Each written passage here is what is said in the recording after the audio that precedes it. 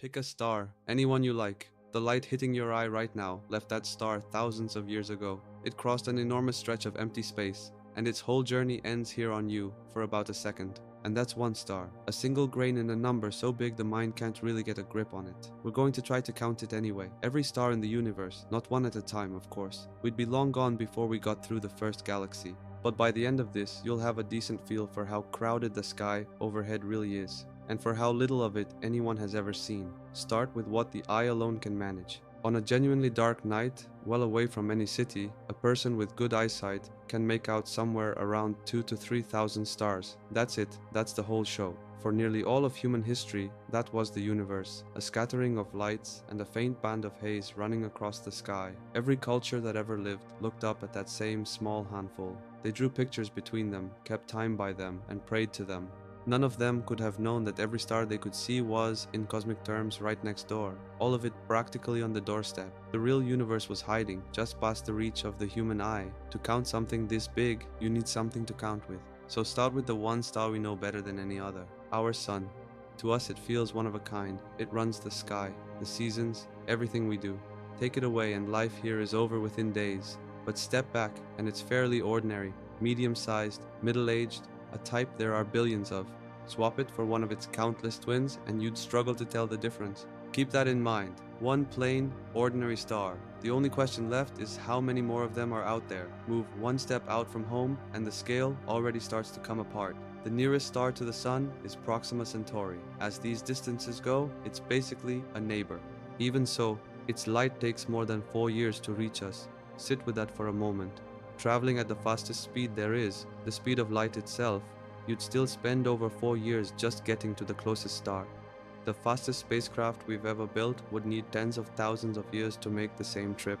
And that's one star, the nearest one there is. Time to go bigger. This is our galaxy, the Milky Way. That pale band our ancestors watched across the night was this all along, our own galaxy, seen from the inside, edge on. We'd been staring straight into it the whole time without knowing. It's a slow, turning wheel of stars, so wide that light needs 100,000 years just to cross it. And it doesn't hold a few thousand stars. It holds somewhere between 100 billion and 400 billion of them. Hundreds of billions of suns in our galaxy alone. Count them out loud, one a second, never stopping to sleep or eat or breathe, and you'd need thousands of years to finish. Even then, you'd only have gotten through this one galaxy. Almost all of them are invisible to you in any case, too far, too faint, drowned out by glare and dust. They aren't even all suns like ours. Most are smaller and cooler and dimmer, faint red stars so quiet, no eye on Earth could catch them without a telescope. For every star like the sun, there are dozens of these little red embers, burning low and slow. So how does anyone land on a number that big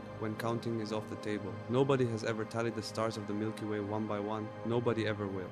Instead, astronomers weigh the galaxy. They measure how fast it turns, how much light pours out of it, how hard it pulls on everything nearby. From that, they work out how much has to be inside and how many stars it would take to add up to it. It isn't a head count. It's an estimate and a rough one, with a lot of room in it. The number won't even sit still. Deep inside huge clouds of glowing gas, new stars are igniting right now, while old ones flicker out. The galaxy is a slow furnace that never quite shuts off, but weighing the Milky Way is the easy part. Our galaxy is only one, a single island in a black ocean that just keeps going. Look out past its edge into the dark, and something enormous is already waiting. Andromeda, the nearest big galaxy to ours. It's larger than we are, and it may hold as many as 1 trillion stars on its own. It isn't sitting still either. It's falling toward us right now, at more than 300,000 kilometers an hour. Billions of years from now, the two will collide and slowly merge into something new. Two vast cities of stars drifting into each other in the dark, and we've barely started counting. From here, the universe really opens up. Keep pulling back from Andromeda and more galaxies appear, then more. Then far too many to follow. Some years back, astronomers ran an experiment that almost sounds like a waste of good telescope time. They aimed one of our best instruments at a patch of sky that looked completely empty, a black, nothing square, about the size of a grain of sand held at arm's length. Then they waited. They let the telescope stare at that empty spot for days, gathering the faintest light it could find. When the image came back, the empty patch wasn't empty at all. It was crowded with galaxies, thousands of them, packed into a piece of sky you could hide behind a single grain of sand. Not stars, Whole galaxies, each one holding billions of stars of its own. Point that telescope anywhere, at any dark scrap of sky, and you get the same result. That one tiny window covered a sliver of the sky so small it was almost nothing, and it still came back full of galaxies. Stretch that across the whole sky, in every direction, and the numbers simply run away from you. There's a stranger side to looking this far out. Look deep into space and you're also looking deep into time. The light from those distant galaxies has been traveling for billions of years to get here. Some of it set out before the Earth even existed, so you never see them as they are, only as they were. Old snapshots arriving impossibly late. Many of those galaxies have changed completely since that light left. A few might not even be there anymore. The farther out you look, the further back in time you fall. So, the honest question. How many galaxies are there in the part of the universe we can actually see? This is the point where even the experts stop agreeing. For years, the standard answer was around 2 trillion. More recent work pushes back and says it might be a fair bit lower, maybe a few 100 billion. The truth is, we don't know for certain, and we may never pin it down exactly. Either way, every one of those galaxies is another Milky Way, another huge swarm of stars like the one we live in.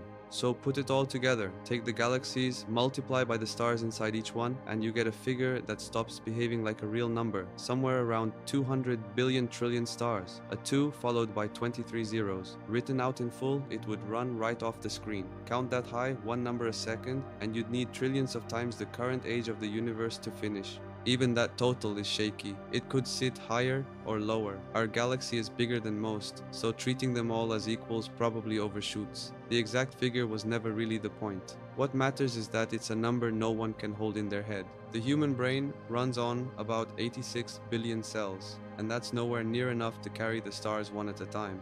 Here's another way to get at it. Every beach on Earth, every desert, every dune and shoreline and sandbox, all of it, grain by grain. There are more stars in the universe than there are grains of sand on every shore and every desert combined. And it isn't close. The stars win by a mile, and every grain in that impossible pile is a burning sun. It runs deeper than the number 2. Around a huge share of those suns, there are planets. That's something we only really confirmed fairly recently. Most stars, it turns out, carry at least one world of their own, which means the planets out there probably outnumber even the stars. Worlds no one will ever name. Sunrises no one will ever see, oceans maybe, storms, maybe even something out there, looking up at its own crowded sky, will never reach more than the faintest sliver of them, never count them, never even glimpse the overwhelming majority. Their light will keep crossing the dark toward us long after we're gone. So think back to that dark sky, and those 2,000 or 3,000 stars you can just make out. That isn't the universe, it's barely the doorstep, the nearest handful of suns, in one small neighborhood of one ordinary galaxy, adrift in an ocean of trillions more. Next time the sky looks full, remember you're seeing almost none of it. Oddly enough, that doesn't make those few stars feel smaller. It makes them rare, a tiny glowing sample of something with almost no end. So look up more often. You've got a front row seat to the biggest thing there is. Thanks for watching.